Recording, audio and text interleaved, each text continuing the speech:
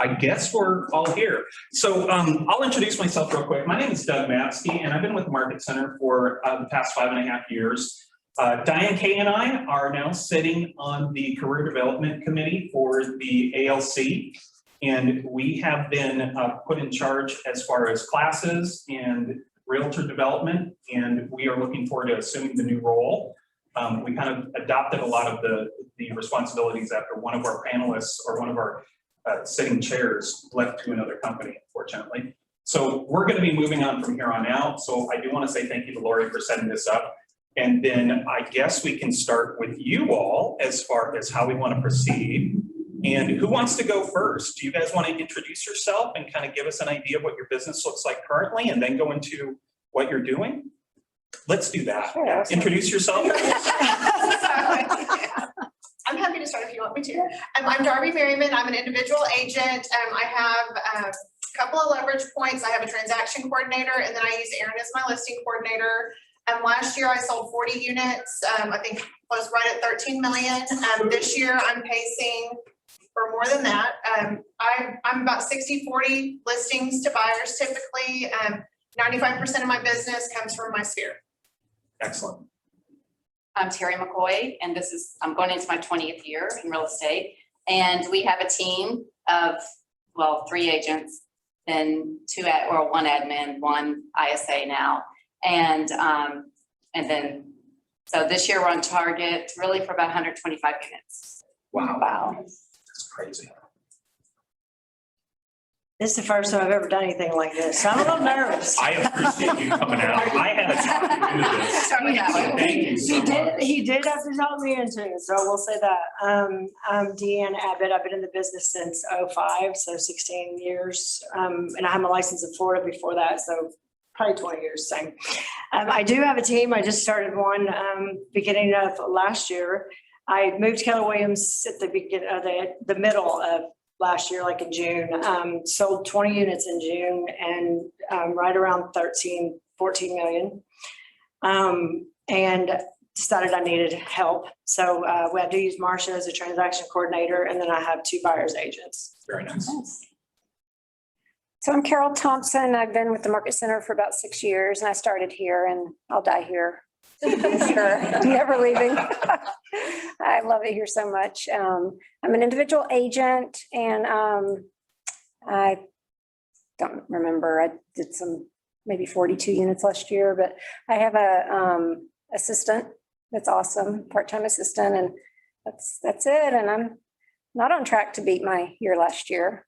However, I'm hanging in there and, just doing what I can. I'm, like Doug said, just have a lot of pipeline that if I could shake it loose, get the buyers placed somewhere, then the listings would come after that. But I'm mostly at this point referral based. I also built my business off open houses, which they're hard to come by right now. So Carol's sitting here trying to find a new lead gen source. So that's fine. You have to pivot a little bit, but that's what I'm working on. So very cool.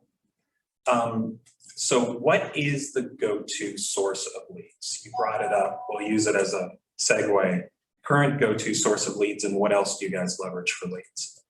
So like I said, I get a ton of mine. I'm still getting leads though from open houses. I have somebody that came to me last year that I met 5 years ago. He had a realtor and he was like, I remember how kind you were to me.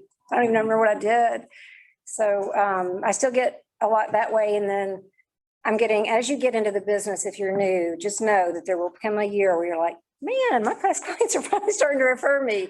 It's that magical 5 and 6 year mark. So I'm finally getting past clients to refer me new business. And that's kind of how I'm hanging in there. Very cool.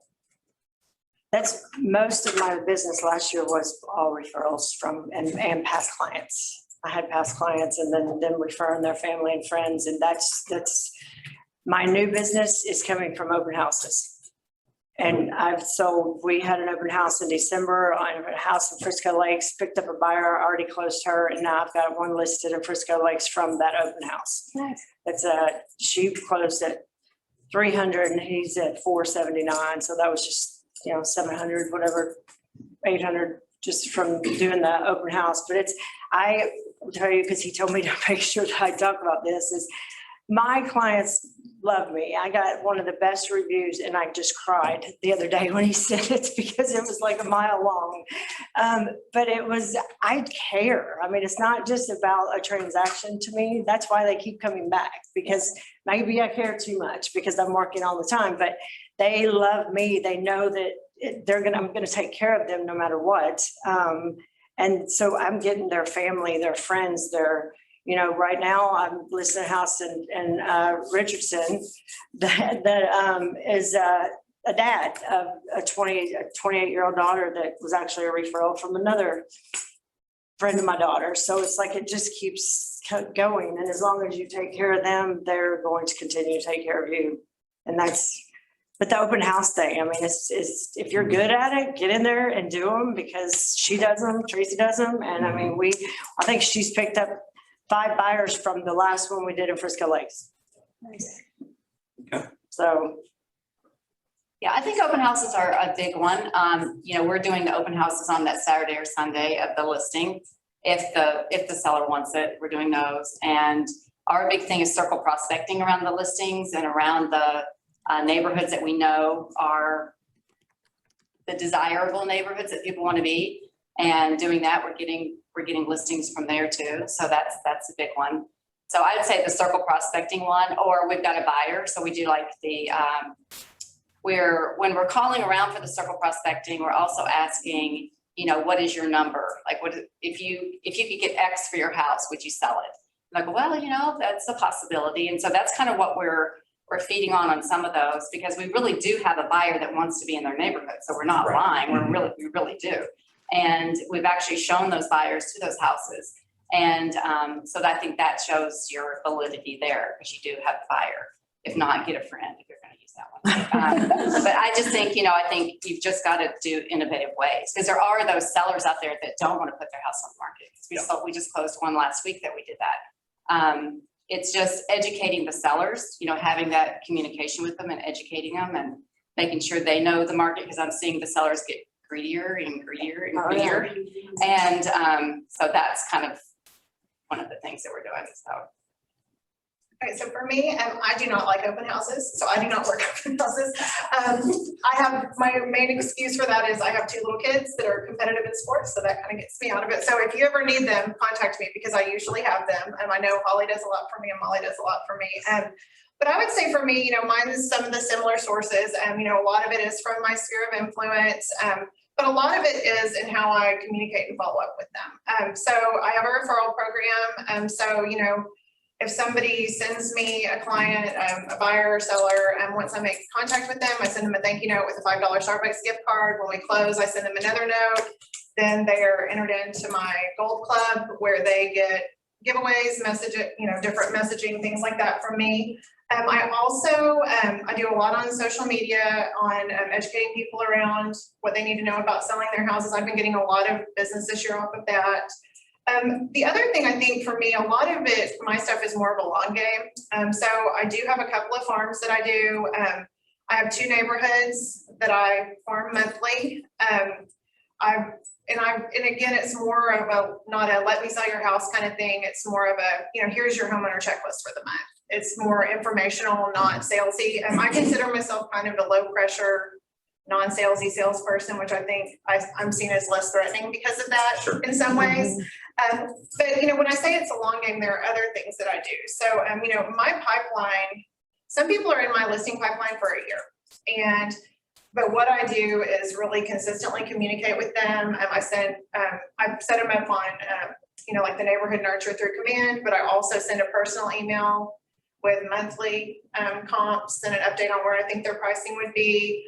I also do a lot of things where, if a past client or somebody has a question about an upgrade for future resale, I go over and help them pick out flooring. So there's a lot of things that I do to stay in touch with my people throughout the year while they're making decisions. That, when it's time to make a call, I'm the only person they think about calling. Nice. Very nice. So with that, are any of you exploring new lead channels as far as picking up leads for listings with the current market? Exploring something new? I'm not, although I'm trying to enhance the other mini listing. I'm doing more postcards to my farm. Okay. So, and then I do the Home Actions newsletter, which I started about a year ago. that just keeps me top of mind. And then we actually write a lot of our own articles for that. You can send your own articles in. I pre-screen the newsletter to see if, would I want to read this article? If not, I don't want it going out in my newsletter.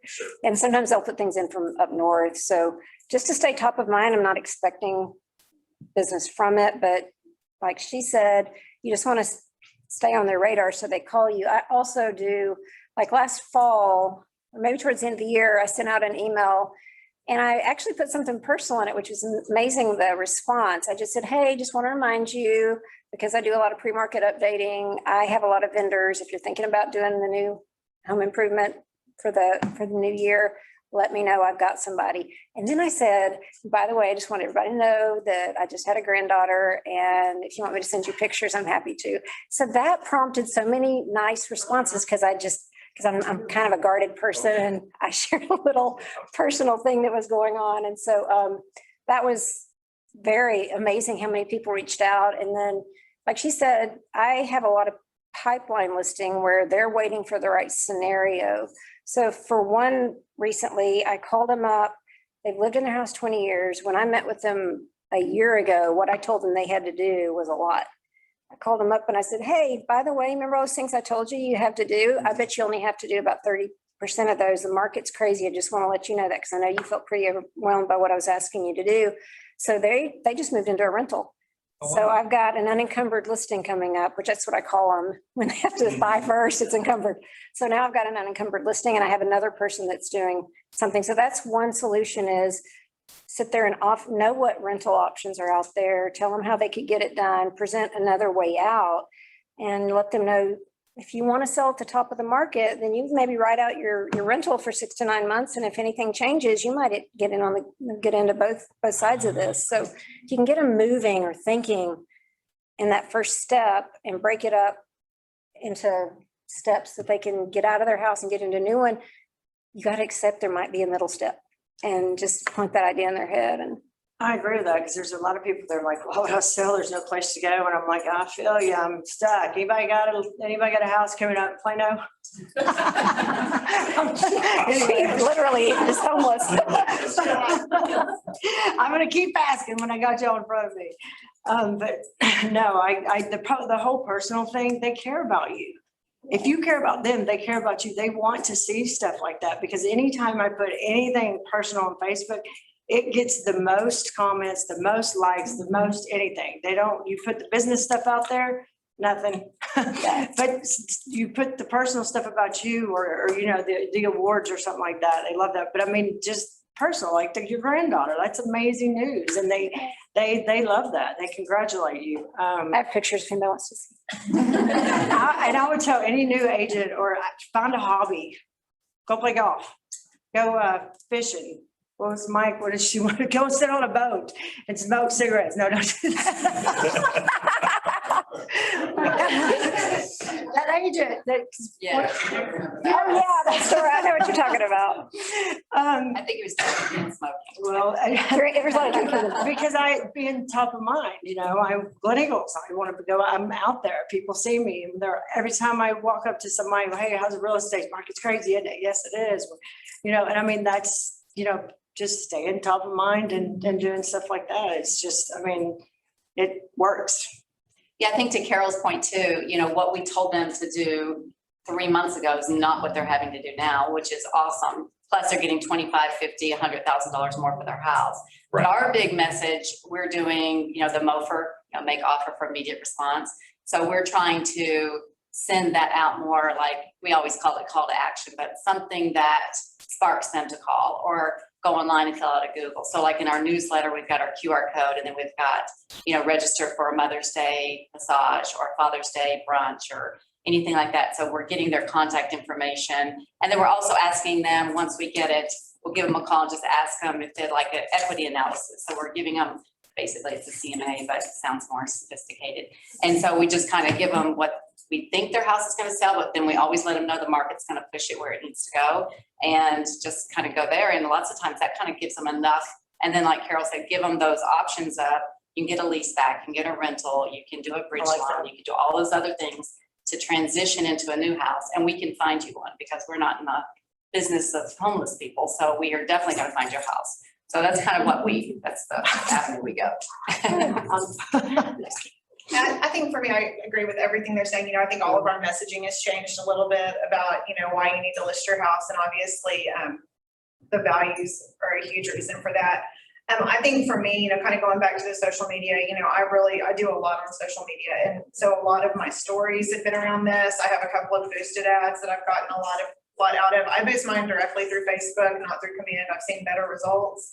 But again, you know, I think the biggest thing is really just being the expert resource where, you know, and I get a lot of people just asking me, you know, but you know, I always feel like, and I think I said this in the ALC meeting the other day, I always feel like sellers are a couple of months behind everything that's happening. You know, so I've been on probably, I think, 12 listing appointments in the past 2 weeks because everybody's been watching all this stuff happen and now they're starting to get ready. Well, so, you know, we still have a spring market that's coming. We still have things that are going to happen. And, you know, to Carol's point, I am encouraged. I'm obviously sharing options, but a lot of my sellers are going into rentals right now. And they're just going to kind of hang back and see what's happening because they're not in situations where they really have to do anything. But, you know, I know that I like to focus with my clients on, you know, your next home and your dream home and like that kind of thing. And really just the conversation around move up buyers and like what that looks like. And, you know, just helping them understand that even though what their equity gets them in combination with the rates and things like that. So, you know, yeah, you may have to go over, you may have to pay more, you may have to do some different things, but you wouldn't be able to do that if you weren't selling your house more. Because, you know, at first, probably like in February, it was probably like this for you guys. You know, a lot of people were feeling this overpay. Like that was a word that I heard a lot talking to my clients. That word's kind of disappeared from vocabulary, I've seen at least, because if people are selling, they're making up the difference. And I think just knowing how to direct those conversations around that, because it does make a huge difference to a lot of different people. And when you say the sellers are making up the difference, can you give us an example of how that's going on? Oh yeah, I've got a perfect example. So I've got a house that I listed this fall that I put on the market last week. They had it listed for like $395. You know, like October, November, we had 3 offers. It was just one of those weird houses that kept going in and out of contract without an inspection just because super flaky buyers. And they knew they were going to sell it because they bought some property. We're planning to move up to the lake. And, you know, again, monthly, I'm sending them numbers so they know what their house is worth. And they had me come back. We talked about some updates. We're in contract for $455. So $60,000 over where they were 5 months ago. And that is supported by comps. That has an appraisal waiver, that has everything. And so I think just helping people understand little things, and I think they maybe spent like $7,000 doing some things. They were able to do a lot of it themselves, but just helping people see that. And I think, and again, you know, it's really hard, I think, for a seller when you're able to show an increase in profit like that in a short period of time for them to say no. And, you know, and again, that's where it's just really important that you're well-versed and ready to handle the questions about the buy piece and just really ready to say, well, you made it on this and you wouldn't have made this 6 months ago. So now you can spend it, you know, rates are this, you know, I mean, so there's just a lot of different things that I'm talking about around that. Because if you're educating them on you're selling in the market you're buying in, or you're buying in the market you're selling in, then you show them, okay, you've got $75,000 here, that increases your buying power. So there you have it. And that it does push them off the fence. Okay. So that's a really good segue. Any scripts or any practices that you guys are using to get people off the fence as far as selling? Anything that's really working for you guys? Like I said, just giving them options. If they're stuck, have them entertaining that thought that I may have to make a 2-step move. And that's just how it is. You come in and you say, yeah, this is probably going to be a 2-step process for you. Here's where we're going to look for rentals. This is how this will work. You're going to get in the rental. You're going to do 6 months with an option to go month to month.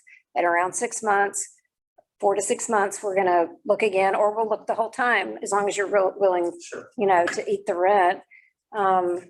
And what do you come back as far as objections? What objections do you get and what are some of your responses? Well, right now, a lot of people think it's so easy to sell a house. So now more than ever, you have to know your value proposition. You have to be able to sit there and articulate, like, you're going to stick my house in MLS and it'll sell. Well, actually, we'll probably get, first of all, I'm going to stage your house. That's, by the way, one of the things I do that adds value. I stage regardless of whether I think it'll sell in 2 seconds. It's going to get staged because we're going to get the most amount for the house we can.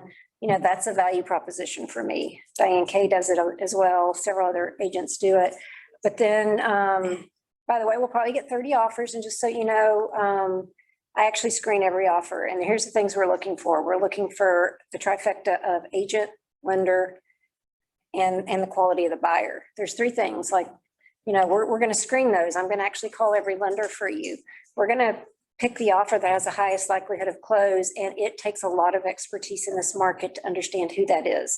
Because you go with a different agent that throws your house in MLS and you get what you think is the greatest offer, it falls out. The next one might not be as high, you know, or you fall for repairs that you shouldn't have to do. There's no one negotiating on your behalf. So be prepared to articulate all those things that with experience you're doing for them and why they don't want to go with a discount lister. And I mean, that's kind of what I've been doing. I'm about to go to one today that's currently a FSBO.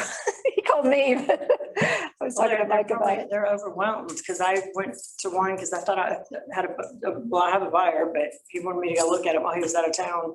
Teresa and I go over there and I go, are you really prepared to do this by yourself? You know, and I went through all that and she goes, well, and anyway, she fell in love with me, but she goes, I can't. She goes, I already had a contract with another agent but she was going to try to do it herself. And I go, you need help. I go, you're going to need help. She ended up calling her agent that she was going to use to begin with. But don't discount your commission. First of all, remember that every time you discount your commission, you're hurting all of us. So just know you're hurting the whole tribe every time you do that. Thank you Because for saying that. we all have to go to the next listing appointment. Oh, my friend Sally said that a Keller Williams agent gave her a discount on the second house. Well, don't cough that up. You know, why are you automatically giving people a discount on their second Well, transaction? to that point, I think if they're going to discount, if you choose to discount, do not pass it on to the buyer's agent. I can't tell you how irritating. Oh, that yeah, makes that's me. bad. It's gotten really, really bad. It is. There's a couple agents that I know that I've actually picked their brain because I said, did you actually, because I know one that takes the 6% and then passes only 2% on to the buyer's agent Wow. because they're working so hard. And so I just asked her, I said, did you actually take a discount listing or did you split it or pass it on? And she said, no, I took it for 3.5. Oh, So my she was goodness. passing on the 2.5. So she was only doing it for 1. I said, could you not in this market, you're getting them 50 or 70. I think our offer was $60,000 over on a $400,000 house. And she goes, well, I was up against a 1%er. And so she wanted to sign the yard. And I was Wow. like, could you not tell them I'm going to net you? I mean, it's not going to make a difference at the end. Why does it matter? So anyway, but Yeah, my favorite line is, Mr. Seller, I prefer that you think about how much you're going to make and not how much I make. Because with a top quality agent, with the staging I do, with everything else that I do to get you top dollar, you're going to make more. So let's focus on that rather than you going with an agent that just puts your house in MLS and asks you to take the first offer that comes along. So that's one way to. Absolutely. And there's a lot of places to blame the commission on, you know, I mean, that's the other thing. I mean, even if you use Cloud CMA, there's a really, really great diagram that's in there that shows that if you look at it, it looks like you're only getting 1.5% anyway. Right. You know, so I mean, I think a lot of it's just around explaining that, you know, that a lot of people have to get paid when I get paid. And there's no additional cost for you for my services, you know? So I mean, I think that knowing your value, knowing what you do that's different. I mean, I know for me, a big thing is I have a track record, you know, and so a lot of people call me because they know that I know how to win, I know how to get them the most money, and, you know, just being able to communicate your value to them. I mean, I had to tell a dear friend that I wouldn't discount my commission for them, you know, and he's like, well, is there anything you can do? I'm like, I can't, I'm sorry, you know, and then I just explain, you know, Keller Williams gets part of it, then the buyer's agent commission is untouchable, which that's my big thing that I say all the time is that that's not touchable because I tell them that it affects the marketing of their property. It's not fair for us to reduce somebody's income without their permission, you know, so those are conversations that I have. And I think when you put it to them that way, there's also some really great scripts around that. You know, one of them is that, you know, would you go to work for 50% of your normal salary, which you want to get paid 50%. So, you know, there's a lot of stuff around that, but I'm really not, I don't feel like that's even a big thing right now. For me, at least, it's not. But to your question about this, what you're doing script wise. Yeah, we're looking for scripts to overcome objections to actually put their home on the market. Yeah. And I've got that. So one thing one of my big ones that I'm using right now is we put their search on ice. Like, I know that sounds like a silly way to put it, but you know, it's like, okay, we're gonna put your search on ice. Like, so we're just gonna put it over to the side, let it chill over there in the corner, and then let's focus on getting your house sold, then we'll worry about where you're gonna go. And right now, we're at the end of the school year. A lot of people are working from home. So there are a lot of temporary housing options for people that a lot of people aren't thinking about. You know, I had clients that relocated here from North Carolina. They built a house in Winsome Ranch. Everything got delayed. They only had an apartment for a certain amount of time. They couldn't extend it. So, you know, there are pods. You know, pods will give you a free 10% off coupon. If you email them, it'll be branded to you. Keller Williams is a preferred partner. You can put it in your listing packet.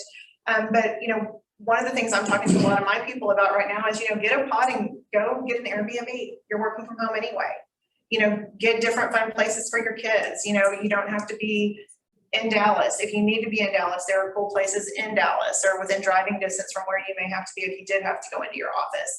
So that's one thing I've been doing a lot lately, is talking about temporary housing options where you don't have to commit to a lease. You don't have to sign something for a certain amount of time so you're ready to go. Another thing is, you know, a lot of apartment complexes, if they are going to have to go somewhere in between, if they know that you're looking for a house or, you know, upfront, you can put that in your lease. You know, a lot of apartment complexes will put that in the lease that, you know, you can go month to month, or you can add a clause in there on a 6-month lease where if you have to, you know, break the lease early, there won't be a penalty. So I think it's just also educating them about what they can do to not spend extra money in the in-between, or schedule your vacations. I mean, there's so many places that I think if we get creative, I think the question about where you're going to go, you just have to have creative answers to that. And so a lot of my scripting around the objection of not selling is related to that. Very good. Thank you. You gave me a lot of ideas that I haven't considered. Absolutely. Anybody else? Any other ideas or objections? I think it's really getting down to their motivation, what's important to them. So in a lot of cases, it's just figuring out what they want to do. Sometimes people are going to their lake house, or they're going to wherever they have. Not everybody's buying something, but the ones that are, then you've got to figure out the creative way of getting them transitioning over. And I really believe that, you know, for me at least, people aren't calling me unless they are considering action, you know, and so a lot of times, especially if you're doing referral-based or sphere-based business, or these are people, you know, they're, you know, I think you always kind of have the offer out there that you're willing to come over and, you know, answer any questions or just give them an opinion of value or whatever. But people don't dip their toe into that unless they're really, really seriously considering it. And if you're coming with the numbers like we're able to come with and all this stuff right now, if you can just ease their mind about the where are you going to go thing. And a lot of times, you know, people might seem really freaked out about it at the first appointment. But what I found too is that after the first appointment, when they call me back, they've already figured out what they're going to do just based on a conversation. You know, like I might throw out a few ideas like I just did, but then they're like, okay, well, this is what we're going to do. So we're ready, you know. So I think sometimes you just have to give people a little bit of time and not, I mean, again, I really pride myself on, people tell me I'm in sales all the time and I forget that I'm in sales, you know, but I'm just not high pressure. It's like, I think that just letting them know that, you know, they have to do what's best for their family and you're just here to support them however you can. I think that makes a huge difference. To that point, I've told several buyers, sellers, this isn't a great time for you. They really appreciate that because Tanisha Ellis used to call it commission breath, when you're just like, I really need your income, get on the market. You know, they can tell when you're like that, but I've gone to a lot and said, look, you're in a perfectly good rental. You currently own your home. I don't, in good conscience, want you going in, and I don't let my buyers waive appraisal or option period. I think that's reckless personally. And I don't want to be on a listing where someone does that, because I think that's also reckless for my seller. Potentially they get in the house and they're like, oh my gosh, I had no idea this wasn't disclosed. Well, we didn't know, but it wasn't disclosed, you know. So I just think that's too much. That's between you and your buyers, what they want to do. But so I'm saying to them, I'm benching them, basically. You call them, whatever you said, I call them Nice. benching my buyers. Chill Just out. saying, this isn't the time. I don't want to see you go through this. Let's just chill for 6 months. I'm still here in November. However, don't lose touch with them because I did lose one where I was just like, yeah, you chilling over there? And I never called and all of a sudden they're listed their house with somebody else. So just have a reason to call. And some people, I'll still text them once a month and say, just so you know, I'm still looking for you. I know there's nothing has come up, but if you see anything that I don't send you, but just know that there's just not a whole lot of inventory, but I'm still looking for you. Just that touching base, like think of ways you can reach out to them and keep them on the bench. Like, hey, you're still on my team. I'm going to put you in Yes. third quarter, something like that. So. Yeah, same thing here. Did anybody have any questions out here at all? Or ideas that are working for you or things that Right. are working for you for listings? I have a question. Terry, can you tell us more about Milford? Beaufort, Yeah, what?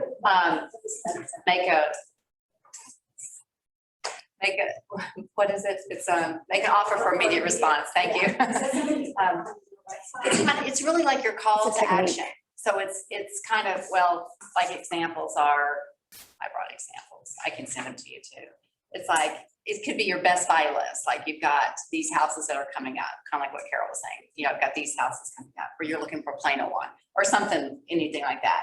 Or reasons why a buyer should buy in this buyer's market, a reason why a seller should sell in this market. Something that's gonna get them to call you. So that's basically what it is.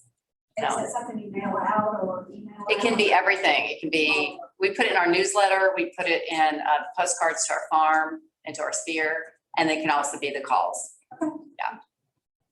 Well, right now, a good one is the, protesting the taxes. So that's. Yeah. So I just sent out my email on protesting the taxes and I immediately got a response from 5 past clients. Just in one day. So yes. And so if you do that for them for protesting their taxes, that's a great segue into, have you thought about what your equity analysis is? And then you give them the whole, do a net sheet for them. And then explaining them that tax value and market value are two different things. I mean, there's a lot of education you can do around a tax protest. So for the tax protest, do you all do a CMA for them or, how do you help them with protesting? I just do a basic CMA and just say, this is what that's all that they can use is to go in and say, and Yeah, sometimes I do too. it's not, it does not help them at all. Right.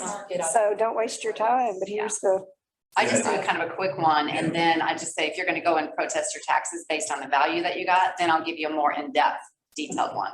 Yeah. And sometimes I'd say 1% come back and do it, so. Yet attaching that with the net sheet is also giving them that information as well, just not only taxes, but also with the proposed value. That's a very good idea. And I usually get 75 to 100 requests. So what I started doing before COVID was I would book a room at the rec center in Carrollton by where I live. And I would just be there for a 2-hour window where people could come. And then I would run CMAs just for certain neighborhoods. Then I would also do a lot of different education on social media about some of the different reasons that you can protest related to. I have like a tip sheet that I send out. I have some different stuff like that I've done. But the in-person is awesome. I mean, I'm not gonna do that this year. Obviously, I didn't do it last year, but before, I'd order pizza, people would come in, they'd wait, I'd have other agents up there to help me. And we just do it that way, more like a public service to the community. So Darby, I'm asking this, and it's all out of complete respect. Would you be offended if any of us followed your Facebook Oh, no. and borrowed some ideas from you now and then? No, go for it. No, go for it. And I did a class on She social just did media a class, yeah. a couple weeks ago. I mean, I'm It was always good. happy to share, I think Deanne sent me a text, like, what would you say about this picture if you were to post it? I'm like, this is what I would say about it. But I will tell you this, and I think I said this in the ALC meeting the other day, like, if you're gonna show up anywhere on social media, do it in your stories. And, I'm a believer in, my personal Facebook is not where I talk about real estate. So on Okay. Facebook, I'm very much, I call it business in the front. That's why I'm right? still But, following you. Like a bullet, which is, it's whatever. But, so I have my business page where I share market stuff. Then my personal page is where I talk about my family. But, anytime I'm working with someone, they get invited to my business page. If they friend me on Facebook, if they don't, I friend them. But the neat thing about Instagram is now you can connect it to your Facebook, and you don't have to have your posts share to your personal or your business page from Instagram, but your stories can share to your personal. Right. So Instagram, I do kind of a mix, more business than other. I don't have 2 profiles or anything, but my stories from Instagram all go to my personal. And it's kind of like Oz, you know, like you pull back the curtain and people get to see you Right. doing the unglamorous thing. So I may talk about running a CMA, or I'm trudging through the mud because I'm showing land, or, you know, just weird stuff like that. Or I'm talking about nothing related to real estate. I think I was talking about microneedling for like 2 days over the weekend, you know, I mean, so, but just normal stuff so people can see like a more human side of you. Like we're talking But I about. love, the stories have been a big thing in my business, and I feel like if you go on there, and I think I've mentioned this, go on there 3 times a day, do the morning, do Oh my something in the gosh. afternoon, and the evening. Wow. So you stay. So you 3 times a year for me. well, but I was very much I like, you forget know, I work with stories. a lot of people I know, but I never wanted to share work stuff on my personal page because I felt it was, it's not where I wanted to Annoying. put that, you know, but I've gotten a little more comfortable, and obviously, COVID was a big part of that because I hated video, but I've gotten a lot more comfortable with video, but I'm telling you, video is what makes the difference. And if you, even if you just do stories to get comfortable with it, and they're 30 seconds of you, like in your, where you keep all your staging inventory. And just talk about, oh gosh, look at all my stuff, like this is what, you know, this is what it takes for me to stage a property, you know, or once a month, do a day in the life, where you just let it follow you and you post every hour for a day. You know, I do that. I don't know if y'all follow my stuff, but I do that. I do it, but it takes, So is that something that you post on your story and then also post on your regular business Facebook page for all the videos so people can see no, it? What is the logistics as far as posting that then? it depends. So my story, if I do an Instagram story, it goes to my stories on my personal Facebook page. Okay. If I do more of an informational video, what I've been doing lately is I'll do a Facebook Live because that's where you get the most engagement. Okay. But then you can download it from Facebook, and then you can upload it to Instagram TV. Okay. So it can be a post on your profile. You can share it to your story. The So great that thing way is that it there's goes- lots of ways to lead generate. Yeah. Right. I mean, I'm telling you, social media is mostly free. Like I said, I have a couple of ads with freebies right now. I think I have one for a 12-month homeowner checklist. I have one for a home seller boot camp. But both of those came from a video series that I did. So there's a video tied to it that I can redirect. You know, last summer I did one about how to win in multiple offers. And, you know, honestly, even though it was a year ago, a lot of your content is kind of evergreen. Mhm. So that's still one that has a lot of relevance. I'm about to reshoot it just because I think there's some different things in this market. But a lot of times when I'm working with a new buyer, and, you know, because you don't want to kind of like, especially with first timers or people that are really, really excited, you don't want to like poo-poo the idea of buying a house because, you know, you want them to stay excited and want to work with you, and you don't want to be the negative person. So a lot of times I'll just send a link to a video I recorded. So here's what to expect in this market. Watch this, so you'll be ready to make an offer. And so then it's not me having the difficult conversation.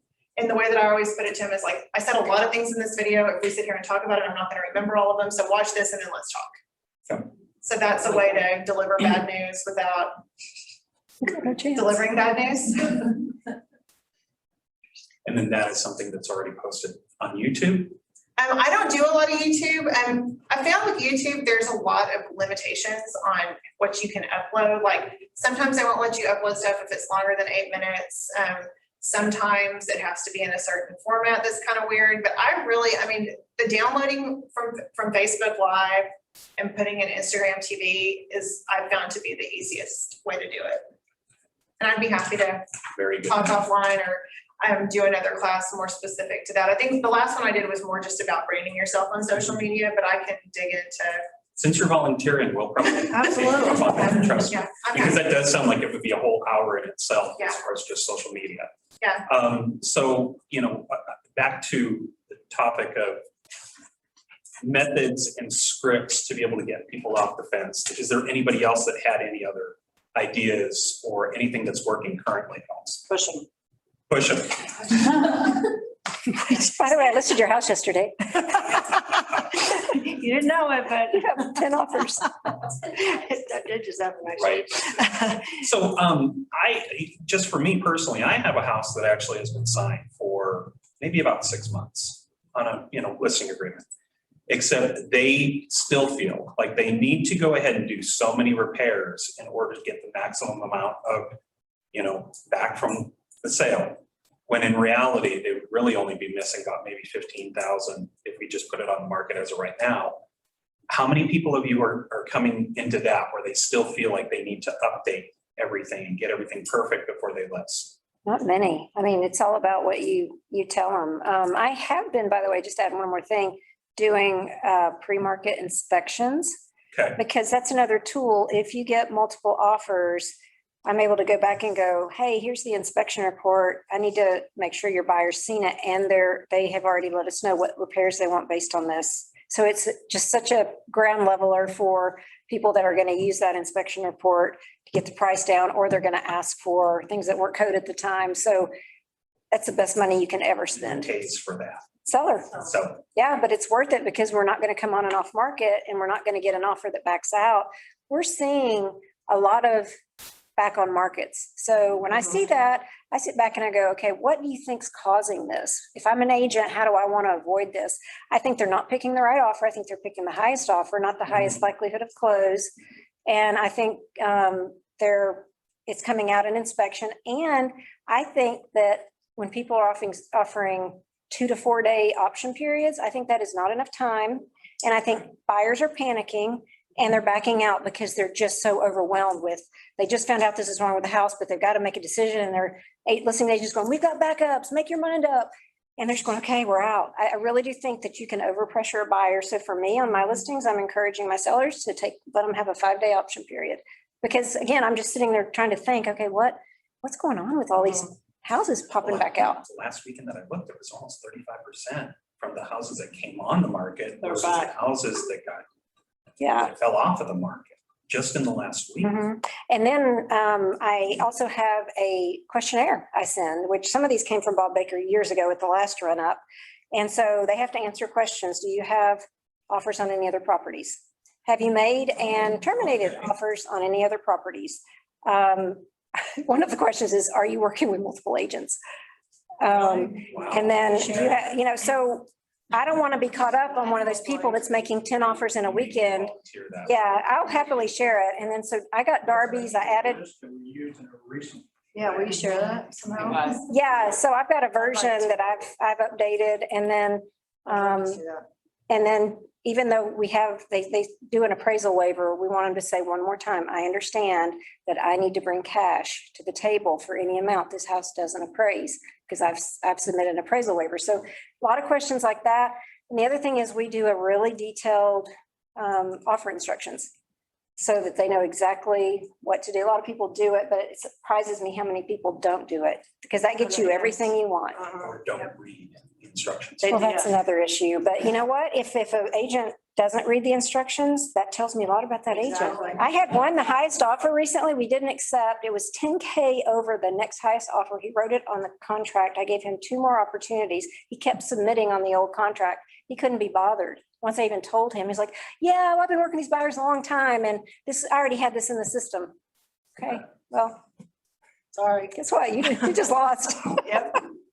So when you write your detailed instructions, and people are doing the appraisal waiver, do you also ask for proof of funds? Yes.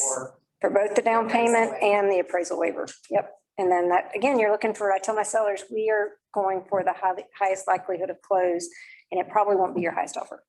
So we're going to look at all these other factors and, the lender and like I said. So Bob can probably input on the offer guideline thing where you're not supposed to, like, there's only certain things, it's what your seller is requesting, basically. And I like the idea that she's talking about as she's going through the process of buyers who are doing these crazy things are not the best buyers.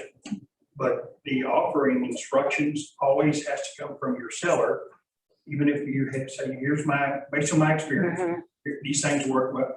Because when you're gonna get 20 offers, 10 of them are gonna be just out the door kind of thing because they don't pay attention.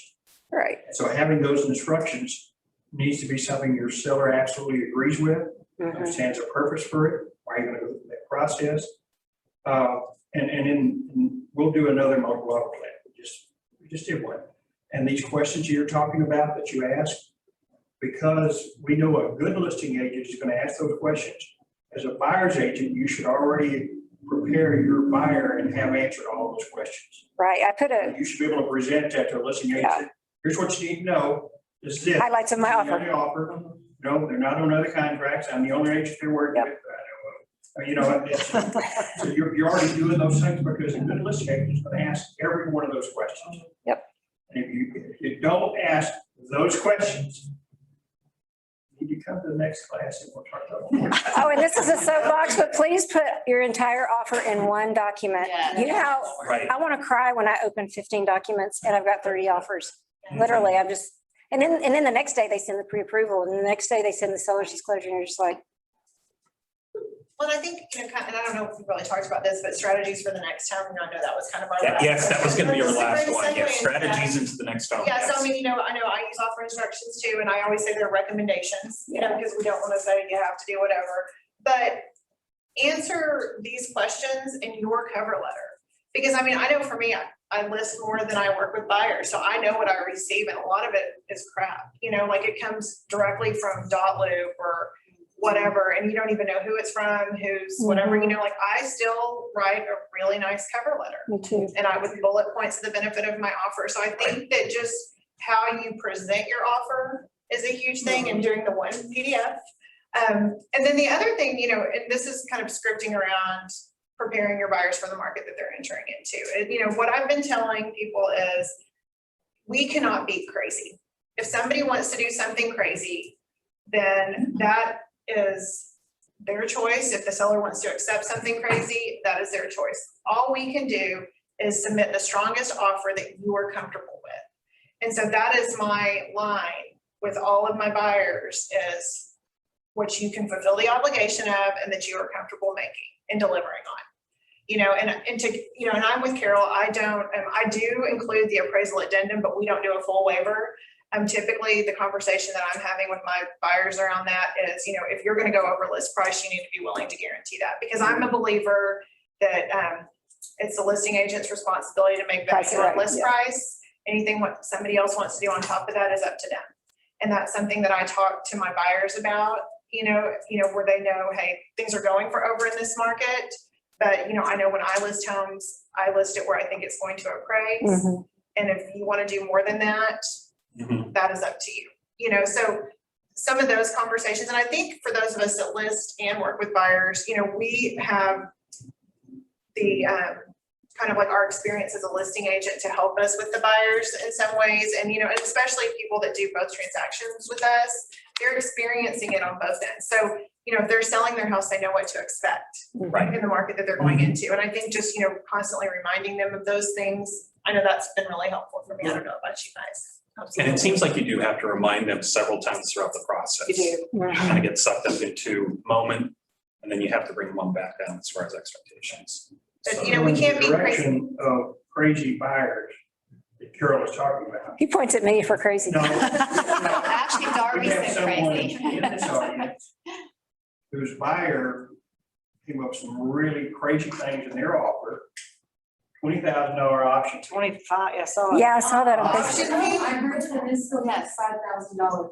Well, Sounds like my but point. crazy, and didn't get it. Well, Wow. Didn't get it. this is I can top that, but I've seen $1 million option. What? Oh, But did it work? Did they take the offer? I hope it was up for a $1 million. It's not an incentive for the seller to do anything. That's what I found. And we need to do this next panel, you know, on the buyer side, because some real challenges there. As you work through that, one of the next things we're gonna do in our little advisory letters is for our buyers who come up with crazy things, here's the risk. Mhm. If you put up 20,000 or 5,000 in an option fee, here's your risk. More than just losing the option, here's your risk. Yeah. Going through that because. I actually we know created a sellers, document that as does Carol that. points out, and when you're looking at this buyer who's offering all this money up above, here are the things that tell you, that's not the buyer's gonna close the transaction. Right. Yeah, I did a thing. I watched Marvin Jolly's. If you didn't watch his video, he posted, it was like 30-minute. Points. Yeah, so I took that and put it in writing so I can give it to a buyer and say, this is what some people are doing. I don't recommend it because here's the risk. So I'm letting them know, some people are coming in with no option period, but here's the risk. You don't, unless it's new construction, you don't know what's wrong with that house. You could literally risk pipes being broken in the foundation, that's 40K. this could be this much. So I took his document and created, or his video and did a 14 point. And then I want to be on record saying, this is a bad idea, don't do it. You know, for our own liability for our company, is we don't want to be encouraging people to make no option period, no inspection.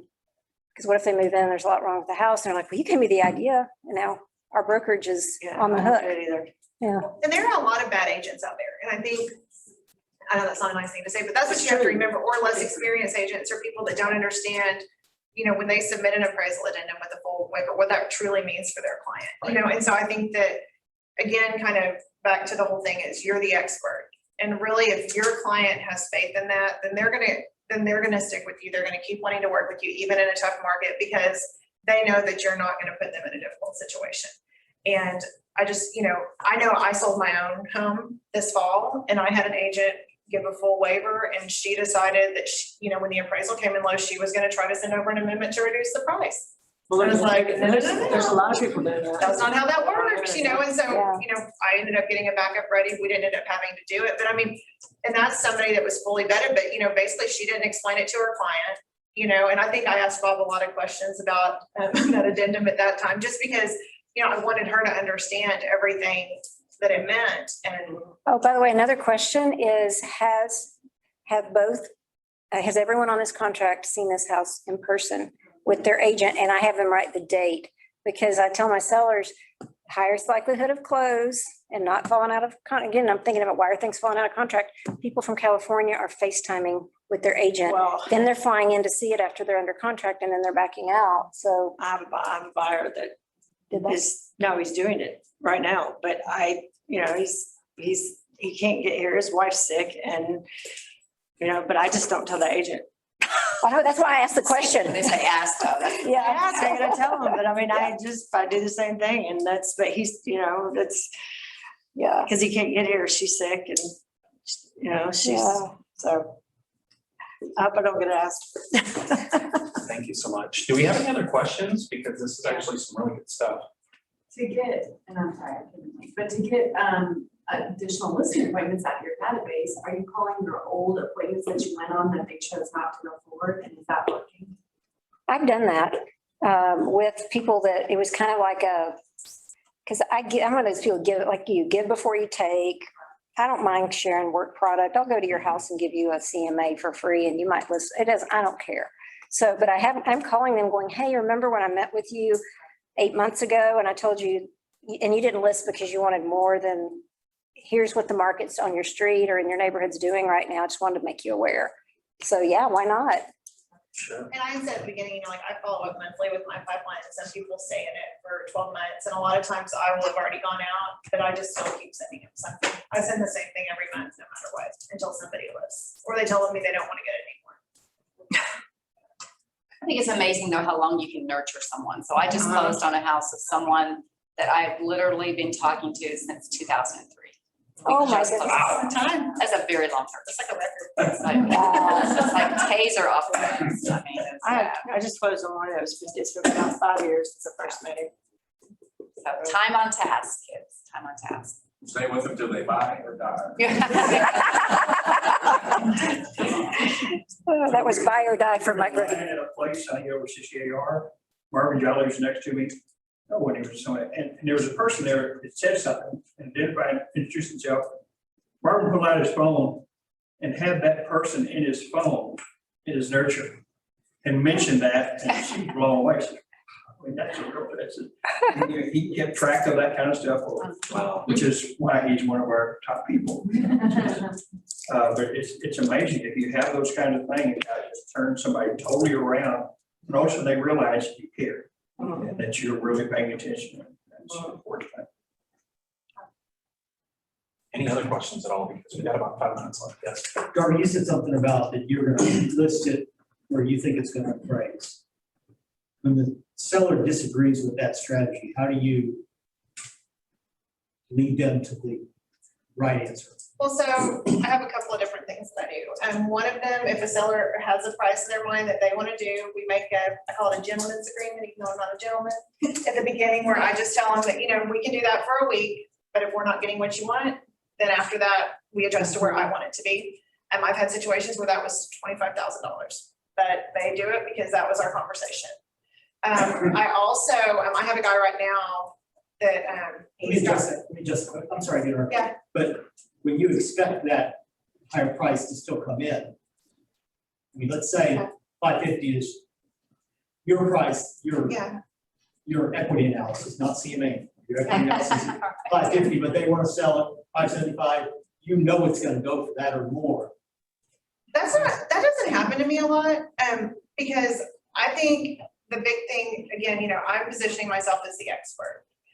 If it did happen, I would educate them on the risks of a low appraisal, different things like that. But right now, what I'm finding with my sellers, if we're talking about marketing, they know the more exposure they get, the more they're going to get. So I have a lot of conversations around pricing being a strategy. And just because, you really, really want this dollar amount, you're probably gonna get it, but if you price it here, you're more likely to get that and more. So I think there's a lot of scripts around that about knowing, pricing being a strategy, knowing how people look for homes, being able to really communicate about that. But so this one guy I have right now, it's like $165,000 condo, like in Carrollton. He really wanted $185,000 for it. So what I do with him, he's taking his sweet time. I'm sending him screenshots of everything else that lists in there for way less. I'm not afraid to be super honest with people because I care a lot about my reputation and people knowing that I'm able to get them what they want out of something. But with this guy, he's also started asking me questions like, what do I do if, do I have to accept an offer? Do I have to do this? And I'm like, no, you don't. But so in my listing agreement, you better believe I have reimbursement of my expenses in there.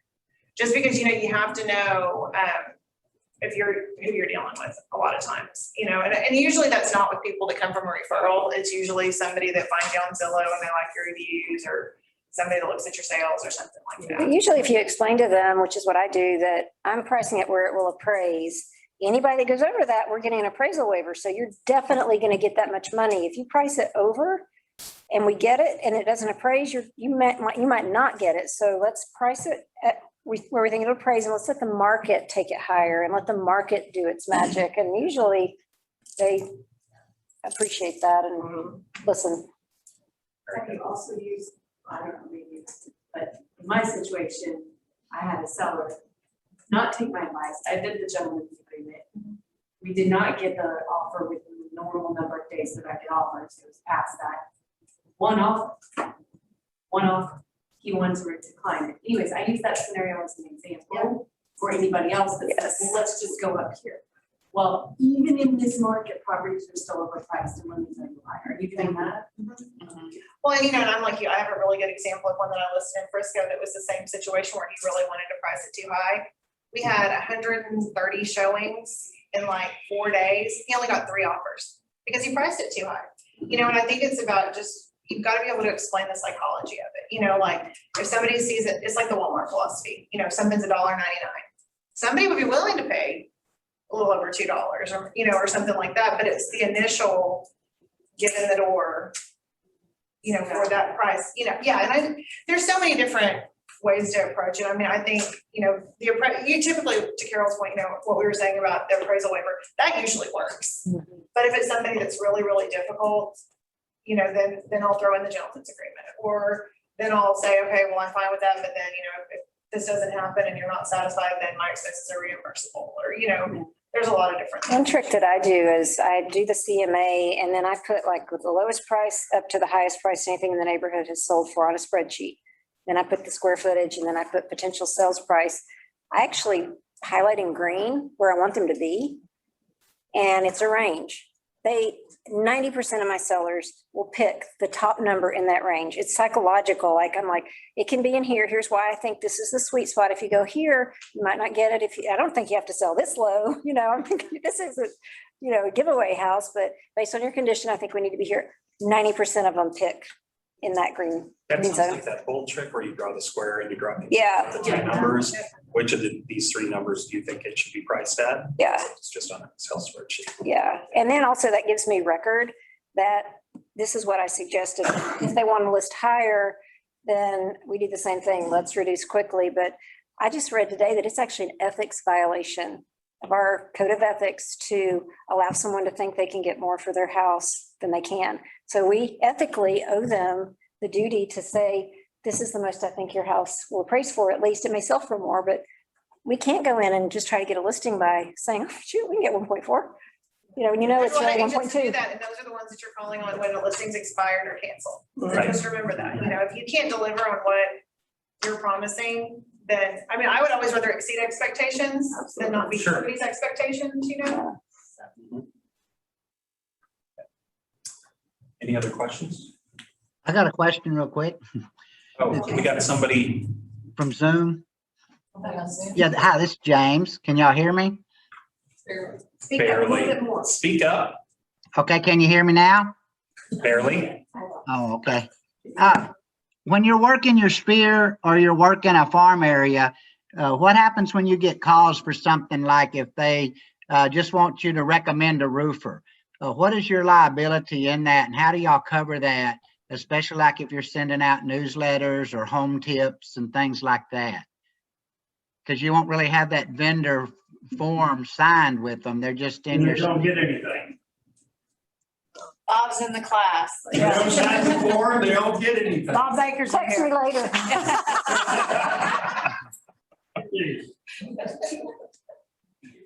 Any other questions, James? No, that's just what always worries me is you seem like you become everything to everybody in your farm area. And if they start asking for recommendations and things like that, how do you handle that? Okay, so I make the joke a little bit, but that's a great opportunity. They called you a realtor. And this is a great script for you to go from that and say, you know what? We have a program exactly for someone like you, let's talk.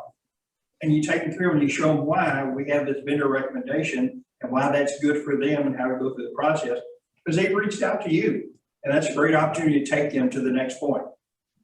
So, appreciate y'all. You wouldn't just say to them what I just said to you. You take it as an opportunity to work them. That'd be your end result. Okay. Yeah.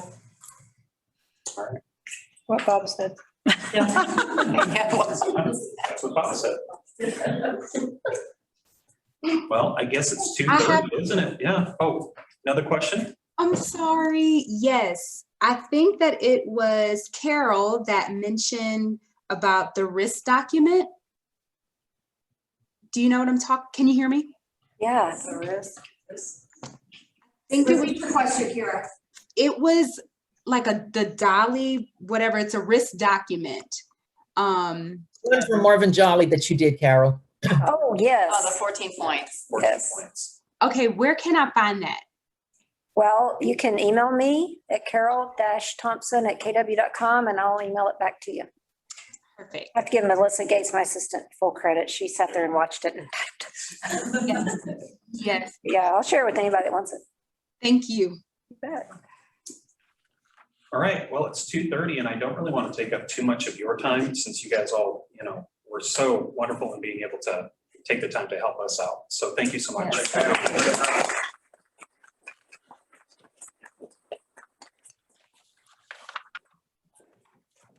Thank you for everybody for coming in. I appreciate it. Oh, thank you.